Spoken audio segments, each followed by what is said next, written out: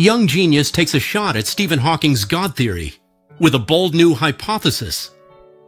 The origins of life and the universe have long intrigued humanity, sparking debate among scientists, philosophers, and theologians.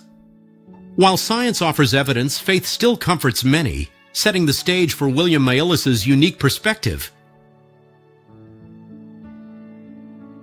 Stephen Hawking, a renowned physicist identified as an atheist believing science, offers a more convincing explanation of the universe than a divine creator. He clarified that understanding the universe means knowing what God would know, if God existed. His view, however, remains widely debated. At just 11, prodigy William Maillis challenges Stephen Hawking's views on God and the universe, confidently aiming to prove his own hypothesis through scientific reasoning. William Maillis agrees the universe began 13.8 billion years ago from a singularity, aligning with mainstream cosmology, but he challenges the idea that it could exist without an external force. William Maillis aims to become an astrophysicist to prove scientifically that God exists. In an interview with HCHC Media, he expressed his goal to challenge the scientific status quo with faith-backed research. William Maillis offers a fresh take on the science-religion debate, challenging the notion that science has all the answers. Though lacking empirical proof for now, his academic journey is closely watched as he aims to reshape views on the cosmos and the divine. Shalom. First, let's start off by giving all great honor to Yahweh, Ba'ashem, Yahushai, Ba'ashem, Rakadash. Double honor to teachers, elders, and the apostles of great millstone, likewise, brothers, but not this truth. Faithfully, fearlessly feeding the sheep and do brothers and sisters. Tuning in, Shalom. Today's lesson's title, F. Esau's pseudo-signs. The wrath of the Lamb will make everyone a believer. Now, you saw in that opening clip, Esau, they're at it again.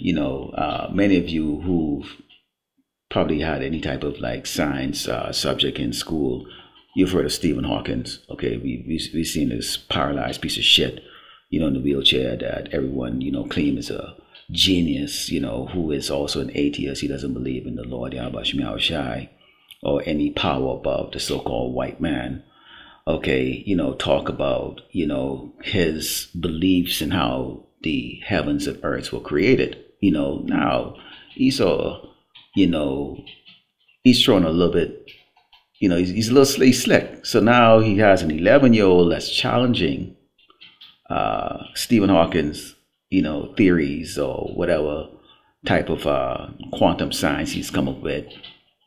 And this little 11-year-old is saying that, the universe was not created by accident, and he wants to prove that there's a higher power. Okay. So this is just another attempt, and as you saw, the images that they showed, was of, their version of the power and Mashiach, okay, who the word when he called Jesus, okay, and faith-based and all that stuff. It still is riddled with white supremacy if you look at it, but what they've come up with right now is, this is another attempt of the devil, okay, to confuse the people on the earth, okay, but it's very simple, okay. Your science is complete and utter bullshit. This is the book of Revelation 11, and starting verse 8, it reads, "And their dead bodies shall lie in the street of the great city, which spiritually is called Sodom and Egypt, where also our Lord was crucified. And they of the people and kindreds and tongues and nations shall see their dead bodies 3 days and a half, and shall not suffer their dead bodies to be put in graves. And they that dwell upon the earth shall rejoice over them and make merry, and shall send gifts to one another, because these two prophets tormented them that dwell on the earth. And after 3 days and a half, the spirit of life and power entered into them, and they stood upon their feet, and great fear fell upon them which saw them." And who is it speaking about? Us. Okay, us. We are the two witnesses that the Bible speaks of. Okay, we are testifying against the wickedness of Esau, the Edomite, the so-called white man. Okay. And while we're in sleep, the world rejoices. The world rejoices of us being niggers and spicks and wetbacks and tontos and just entertaining them, not knowing who we are. But guess what? The Spirit of the Lord Yahweh Shemashai is in us.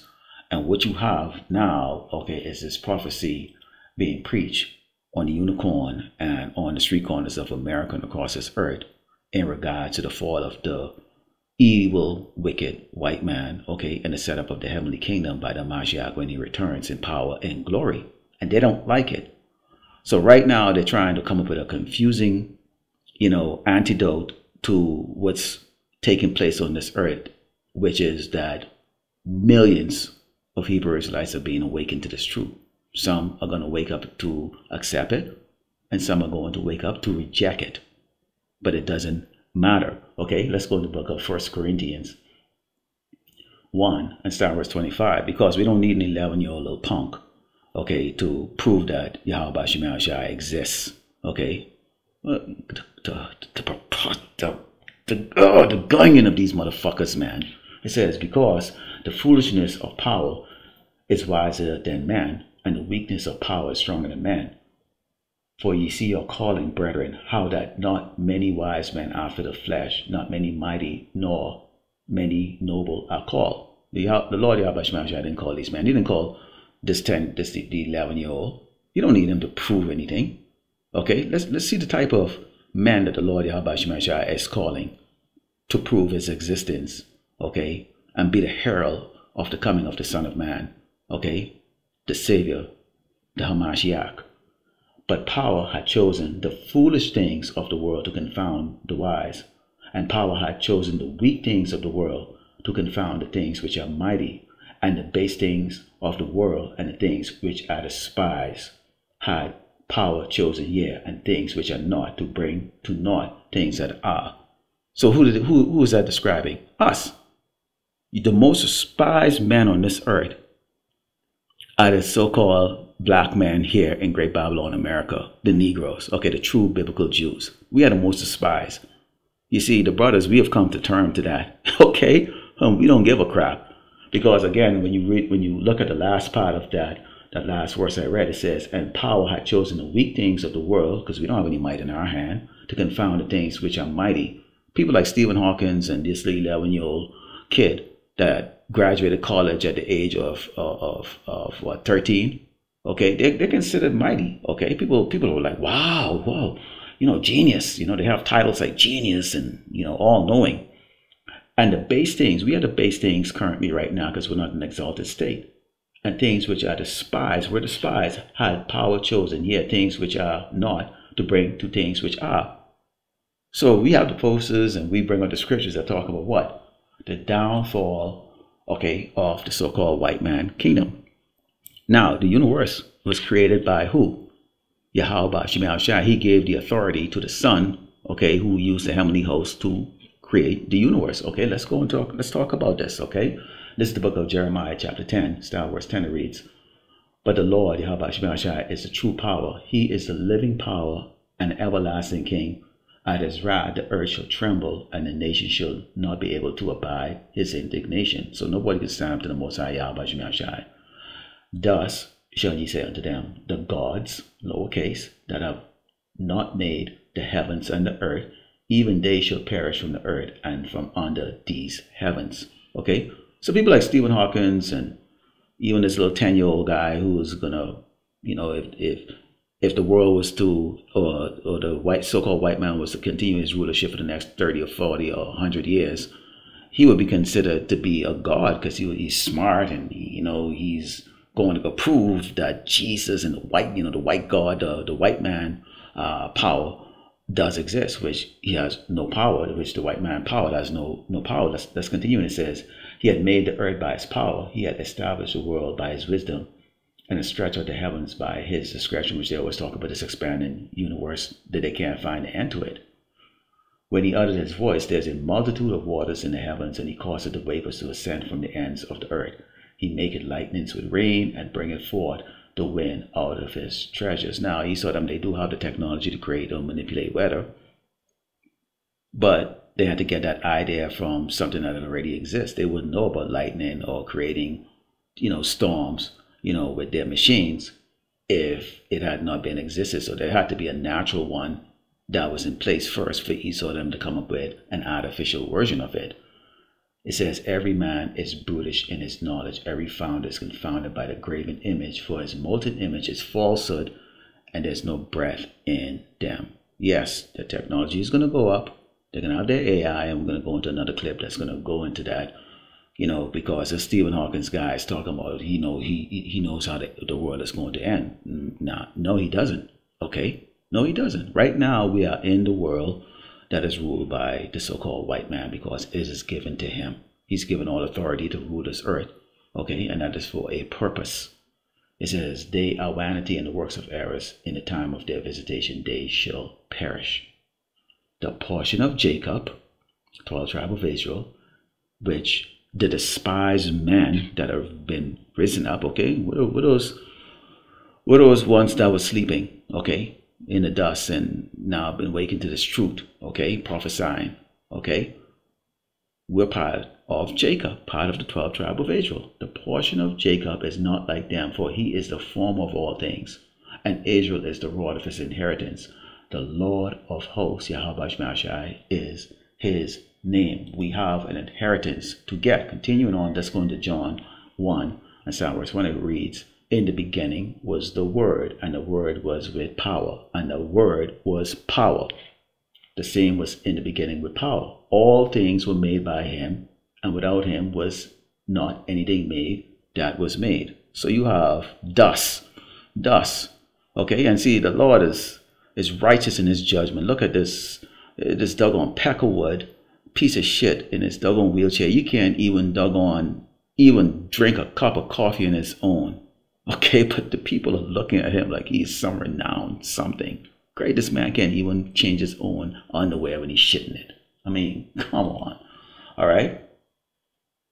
The Lord Yahweh Shemashai created all of this.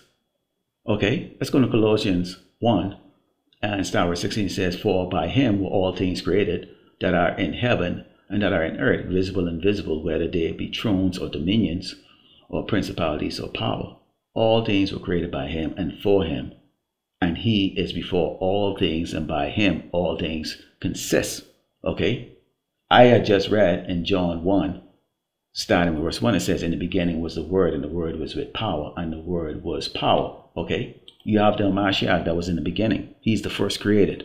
Okay, and it just talk about this in Colossians, where all things were created by him, for him, and without him things weren't created. So the Lord Yahweh Shemashai, the Almighty, the Most High, gave his Son the authority to do the creation. Okay? And after each successive creation, okay, he said, it's good. Move on to the next stage. Move on to the next stage. Move on to the next stage. Okay? Let's go into 2nd Ezra chapter 6 and starting with verse 1. Okay? Every generation has a few truly exceptional minds, and Stephen Hawking was one of the most brilliant we had to offer. When he passed away in 2018, the world lost one of the few people who probably could have thought of a way out of the mess that we've made of the world. But he may have left us one last gift, and that's a warning that the end is nigh. This is what he thought was going to happen. Just a few weeks before he died, he released a paper called A Smooth Exit from Eternal Inflation, and it's a strangely beautiful look at how he believed the universe began, grew, and will finally end. It's abstract and complicated stuff that even most scientists don't understand, and dissecting what it's all about isn't easy. At the heart of the matter is this. Stephen Hawking and paper co-author Thomas Hertog essentially speculate the end of the universe will be something of a relatively smooth transition into the after, and cosmologist Andre Linde translated a bit of the heaviest stuff like this. They argue that the end of eternal inflation, the expansion of the universe, may occur in a smooth way, and the variety of the possible outcomes is limited. That's vague and a sort of anticlimactic end to the universe, but there's a good chance no one on Earth will be around to see it. When it comes to the end of our own world, however, Hawking made some incredibly dire predictions about it. Wired asked him about the relentless march toward developing artificial intelligence, and he warned it might mean the end of mankind in a way that we've long thought of as being science fiction. The genie is out of the bottle. We need to be mindful of its very real dangers. I fear that AI may replace humans altogether. Someone will design AI that replicates itself. This will be a new form of life that will outperform humans. Speaking at a summit in Portugal in 2017, he warned that the rise of AI had the potential to be incredibly dangerous. He's spoken about it for years, and in 2014 told John Oliver, Earth artificial intelligence could be a real danger in the not-too-distant future. It could design improvements to itself, announced Esau. He foresaw not just autonomous robots, but autonomous weapons, too. And when one of the most brilliant minds in the world warns that science fiction might become science fact, the rest of the species should probably listen. Why should I not be excited about fighting a robot? You would lose. Well, he's also suggested we're in danger of destroying ourselves before we even get that far, and in 2017, he talked to the BBC about how we're doing it. A huge part of our mistakes involve climate change, and he cited U.S. President Donald Trump's decision to withdraw America from the Paris Agreement as particularly worrying. He said, "We are close to the tipping point where global warming becomes irreversible. Trump's action could push Earth over the brink, and by pulling out of the Paris Climate Agreement, Donald Trump will cause unavoidable environmental damage to our beautiful planet, endangering the natural world for us and our children." Hawking was absolutely not kidding around, and when he spoke at the Starmus 4 Festival in 2017, he stressed how important it was that we find a way to colonize other planets if we want the human race to survive. Only the previous year, Hawking predicted that mankind had only about 1,000 years before the planet became incapable of supporting human life, and we needed to find a new place to live pretty pronto. At the time, he was optimistic that mankind would get its act together, but by 2017 he revised his time frame to a mere 100 years. Some might be able to agree it was a rough year, but that rough? Hawking also made some other comments in 2017 that got almost just as much attention. At the Tencent We Summit, he predicted overpopulation and the subsequent energy consumption were going to get to an unsustainable point in just 600 years, give or take. Put it all together and he paints a pretty dire picture of our world's future if things continue in the direction they're going. Overpopulation, climate change, energy consumption, artificial intelligence leading to a major war against machines, those are all things humans are doing to ruin the planet. But Hawking has also said there's the chance the end of the world is going to come from something well beyond the control of any human. During his talk at the BBC's 2016 Wreath Lectures, he warned, although the chance of a disaster to planet Earth in a given year may be quite low, it adds up over time and becomes a near certainty in the next 1,000 or 10,000 years. And it reads, "And he said unto me in the beginning, when earth was made, before the borders of the world stood, or ever the winds blew, before it thundered and lightened, or ever the foundations of paradise were laid, before the fair flowers were seen, or ever the movable powers were established, before the innumerable multitude of angels were gathered together, or ever the heights of the air were lifted up, before the measures of the firmament were named, or ever the chimneys in Zion were hot, and ere the present years were sought out, or ever the inventions of them that now sin were turned, before they were sealed that have gathered faith for a treasure. Then did I consider these things, and they were all made through me alone, and through none other. By me also they shall be ended, and by none other." See that? So before all the inventions you see, before the telescope and all these satellites and all these things and all the science and all this stuff was coming about. I mean, and these stuff came about after the multitude of angels were created. Okay? So this is new. Before all of this, he's saying basically he considered all of these things, meaning that this is a thought process that was put into it. So it's a being of intelligence beyond our feeble mind is able to understand. This is happened by no coincidence. We don't need this little 11-year-old snot to talk about that, or this sickly old cracker sitting in a doggone wheelchair, okay, talking about his theory on creation and stuff like that. What a laughable sack of shit. I hate this. I hate these motherfuckers, man. Then answered I and said, What shall be the parting asunder of the times? Or when shall be the end of the first and the beginning of it that follow? And he said unto me, From Abraham unto Isaac, when Jacob and Esau were born of him, Jacob's hand held first the heel of Esau. We always was going to take it. We're still going to take it. Okay, the Mashiach is going to return. He's going to tear your ass up, you damn worthless shitbags, crackers. For Esau is the end of the world, and Jacob is the beginning of it that follow. So there's your answer, Mr. What's his name there? Stephen Hawkins. That's how the world is going to end. That's how Esau's world is going to end. Okay? Yours is going to end, ours is going to follow, which is an everlasting kingdom, okay, under the rulership of the Mashiach. Let's go to Psalms 10 And start verse 3 reads, "For the wicked boasted of his heart's desire, and blessed the covetous, whom the Lord Yahweh Shemashai abhorred." So the Lord hates wickedness, faggots, sodomites, all those things. All things that Esau like, the so-called white man like and praise, the Lord Yahweh Shemashai hates. Okay? He hates all of it. The wicked, through the pride of his countenance, will not seek after power. Power is not in all his thoughts, because the Lord Yahweh Shemashai gave him the ability to seek out answers and look at the universe and ponder on things like that. And because he can't come up with the answer as to how things were done, he come up and say, well, it just happens and occur by accident. So he doesn't want to give praise, glory, and honor to Yahweh Shemashai or the Mashiach. And he don't want to consider the people that were chosen by the Lord as his favorite people. He don't like it. Okay, let's close up the book of Romans, because this is what you doggone Edomites better get used to. You're going to have to, and all the rest of you doggone tribes that like to follow the so-called white man's ideology, okay, his pseudoscience. "For it is written, as I live, said the Lord, every knee shall bow to me, and every tongue shall confess to power." You see how that works? Okay, so at the conclusion of your world, Esau, you're right. Your world is going to come to an end. Okay, under extreme duress and violence from the Mashiach when he returns. And then you will bow the knees, along with every other living thing on this earth will bow to the Mashiach. And you will confess Yahweh Ba'ashim Yahushai in your stinking little mouths. Okay? So, again, F Esau pseudoscience, the wrath of the Lamb, when he returns, will make everyone a believer. Lord willing, the lack was edified, of course, by giving all glory and honor to Yahweh Ba'ashim Yahushai Ba'ashim Rakakadash. Shalom.